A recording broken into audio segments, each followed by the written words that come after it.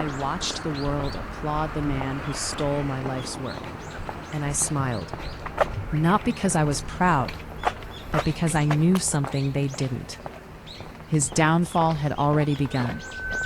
My name is Dr. Maya Rao, and this is the story of how the most celebrated genius in modern technology built his empire on a lie, and how I dismantled it in front of the entire world. 5 years ago, I was an invisible girl with an impossible dream. A doctoral candidate at MIT, buried beneath mountains of research papers and sleepless nights. While others chased grades and recognition, I chased something far greater. A way to predict global financial disasters before they happened. I wanted to save lives, not just fortunes.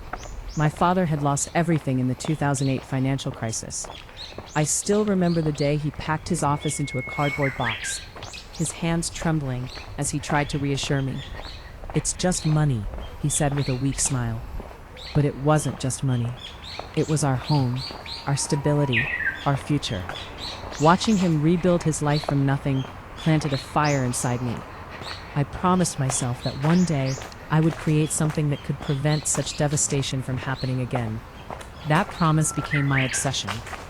After years of research, I developed an algorithm capable of identifying patterns hidden deep within global financial systems. Patterns that signaled economic collapse months before it occurred. It was revolutionary, terrifying, and powerful enough to change the world. I called it Aegis. My mentor, Professor Leonard Hayes, called it genius. Hayes was a legend in the world of computer science, brilliant, charismatic, and admired by governments and corporations alike. When he agreed to supervise my research, I believed my future had finally begun. "You're sitting on a discovery that could reshape history," he told me once, his eyes gleaming with excitement. I trusted him. That was my first mistake. He guided me through revisions, encouraged me to refine my models, and praised my dedication. I shared everything with him, my code, my research, my dreams. After all, he was my mentor, and mentors don't betray their students. Or so I thought.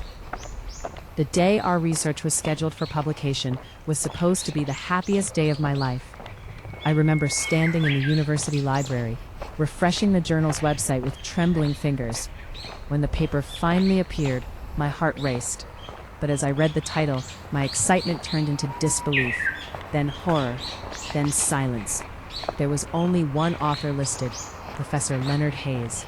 My name was nowhere to be found. At first, I assumed it was an error. I rushed to his office, my breath uneven, my hands shaking. "There must be a mistake," I said. "My name isn't on the paper." Hayes leaned back in his chair, his expression calm. "It's not a mistake, Maya," he replied. I stared at him, unable to comprehend his words. "You're talented," he continued, his voice smooth and composed. "But the world listens to established voices. This discovery needed credibility to be taken seriously." "That was my work," I whispered. "Our work," he corrected gently, "and history will remember it because of me." In that moment, I realized the truth. He hadn't mentored me, he had used me. Within months, Hayes became a global sensation. Governments consulted him.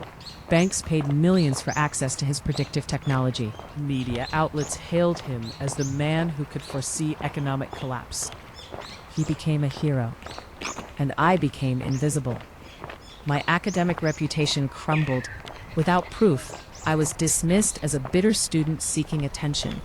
Opportunities vanished. My dreams slipped through my fingers like sand. But what Hayes didn't know was that I had anticipated betrayal. Before sharing my work, I had embedded a unique mathematical signature into the algorithm, a hidden watermark woven into the code, invisible to anyone who didn't know where to look. It was my silent insurance, my proof, my truth, and my revenge. I didn't confront him again. Instead, I disappeared. I left academia and took a quiet job at a small fintech startup in San Francisco. By day, I analyzed data. By night, I gathered evidence, emails, drafts, backups, and encrypted files, each documenting the evolution of Aegis. Years passed. Hayes's fame grew. So did my patience. Then came the announcement that changed everything.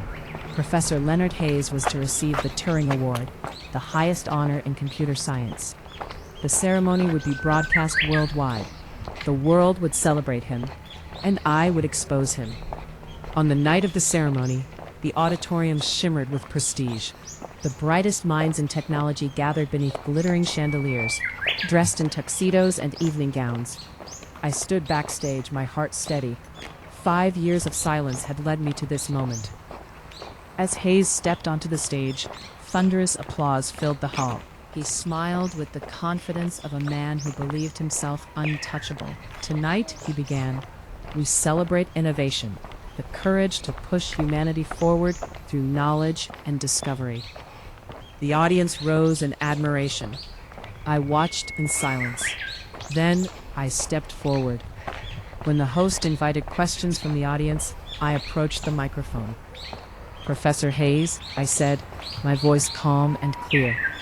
Would you be willing to demonstrate the algorithm live for the audience? He hesitated for a fraction of a second, but his arrogance prevailed. Of course, he replied confidently. The projection screen flickered to life as he typed commands into the system. Lines of code scrolled across the screen, dazzling the audience. That's when I activated my program. Hidden within the algorithm, my mathematical watermark emerged, a signature embedded so deeply that it could not be erased. The screen displayed a single line, original creator, Dr. Maya Rao. A gasp rippled through the auditorium. Hayes froze. This must be an error, he stammered. It isn't, I said, stepping onto the stage. The spotlight fell upon me. I designed the algorithm you call your own, and years ago, I embedded a digital signature within it, proof of authorship that cannot be forged or removed. The room fell silent. I presented time-stamped files, encrypted backups, and email correspondences. Each piece of evidence confirmed the truth. Hayes' brilliance was a lie, and the world was watching it unravel. You stole my work, I said, my voice steady. Tonight, I'm taking it back. Whispers spread like wildfire. Cameras flashed. Shock turned into outrage. Hayes' face drained of color. You don't understand, he pleaded.